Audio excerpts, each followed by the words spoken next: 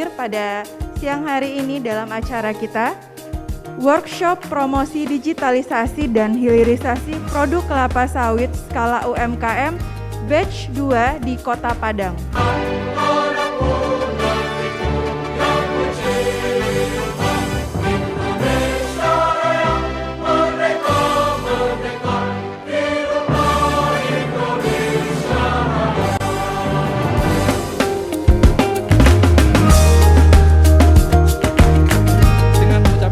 Bismillahirrahmanirrahim, maka workshop digitalisasi dan hilirisasi produk kelapa sawit sektor UKMK secara resmi kami buka. Bismillahirrahmanirrahim. Kami persilakan juga kepada Bapak Helmi Muhansah selaku Kepala Divisi UKM dan Koperasi BPD PKS untuk dapat memberikan plakat.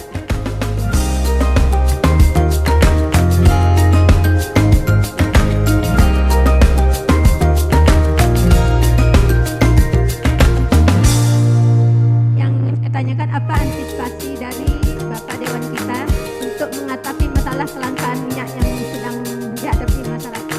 Berlomba-lomba menebang pohon karet untuk beralih ke sawit.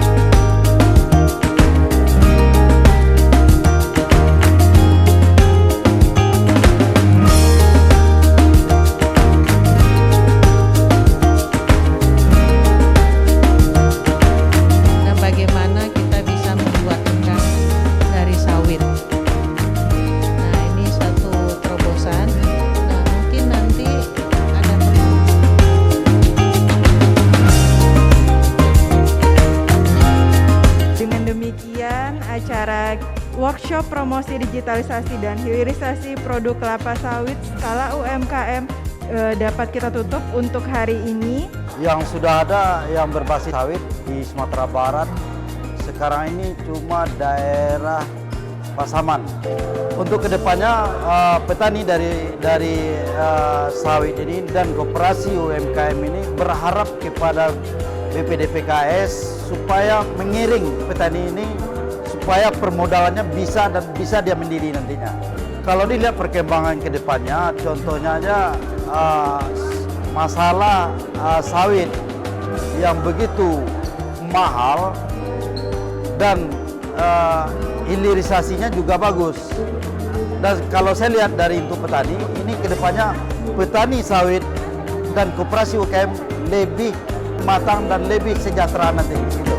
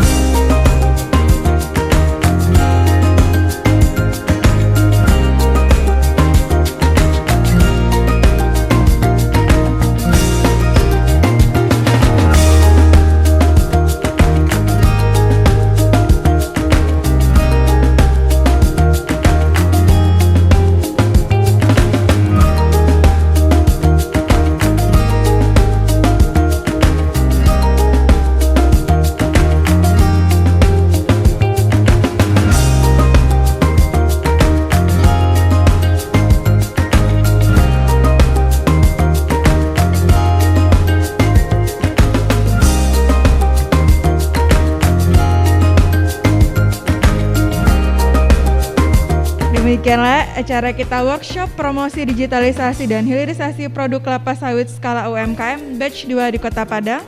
Saya, Soraya Harlan, pamit undur diri. Sampai jumpa di kegiatan selanjutnya. Terima kasih. Jadi Kak, dari yang udah Sonia dengar tadi, nah kami makin nambah nih Kak, gimana wawasan kita. Selain biasanya kan kita dengarnya cuma kelapa sawit atau yang lainnya, tetapi sekarang kita lebih memahami lagi gimana sih untuk pemanfaatan sawit ini. Seperti tadi pembuatan rendang, bumbu rendang dari sawit seperti ya, kalau saya pribadi juga dari workshop ini jadi makin nambah pengetahuan tentang produk-produk apa saja yang bisa dibuat dari kelapa sawit. Karena sebelumnya pernah magang di perusahaan sawit, saya hanya sebatas tahu kalau sawit itu bisa diolah dari minyak menjadi minyak atau CPO, ataupun dari kernelnya bisa dijadikan untuk kosmetik. Tapi ternyata dari workshop ini kita tahu bisa menjadi produk pangan seperti itu. Ternyata sawit bisa dijadikan beberapa UMKM bahkan menjadikan hasil pangan. Karena setahu saya selama ini sawit hanya menjadi minyak olahan pangan seperti minyak goreng dan lain-lain.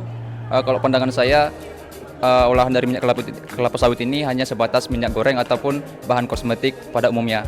Tapi setelah mengikuti workshop ini, banyak manfaat yang dapat disimpulkan gitu. Itu sangat memungkinkan untuk dibagikan kepada teman-teman.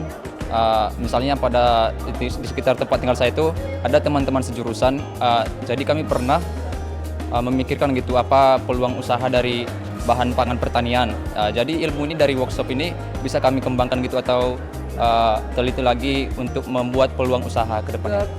Potensi kelapa sawit ini benar-benar juga sangat berpotensi. Karena apa?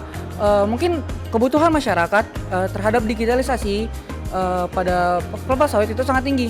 Karena pada saat ini kita kan terus-terus memperbaharui era, sehingga dari era yang masih hanya mengetahui minyak kelapa sawit hanya sebagai minyak goreng atau kosmetik, sekarang bisa diolah menjadi bahan-bahan tertentu, sehingga potensi yang untuk dikembangkan di kelapa sawit ini sangat-sangat beragam dan sangat berpotensi untuk kedepannya. Saya pribadi potensi kelapa sawit sekarang itu kedepannya sangat memungkinkan untuk berkembang karena kebutuhan sehari-hari kita sebagai masyarakat semakin hari semakin bertambah, dan tentunya dari kelapa sawit juga banyak inovasi-inovasi yang dapat mendukung kebutuhan sehari-hari.